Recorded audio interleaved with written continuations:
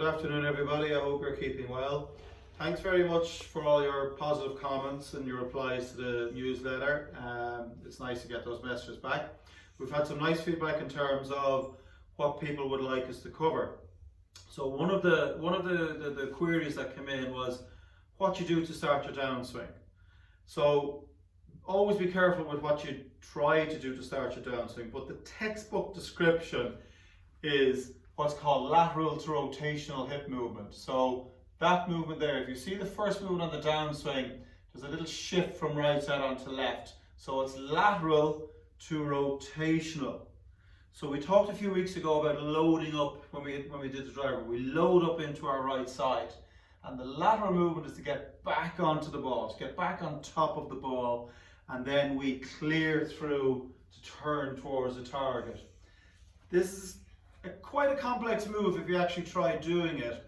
And I would always feel if you're loading up properly in the backswing that this lateral to rotational move should happen naturally. So the better your backswing is, the better you load up, the easier this downward and clearance move actually happens.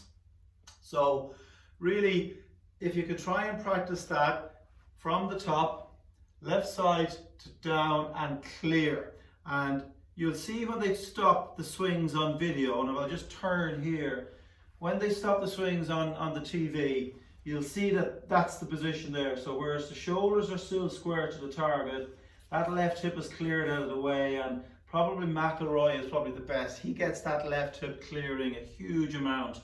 It's a great source of power as well. So they get that unloading into the left side, and that impact, there's a huge clearance in there, and then that opens out for everything to follow through from there.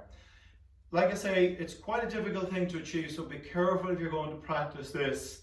And sometimes people kind of lose their way in maybe doing it with your shoulders. So I'd still try to emphasize the backswing on this, but if you're looking for a trigger on the downswing, that's generally the one you're looking for, is that movement down and left.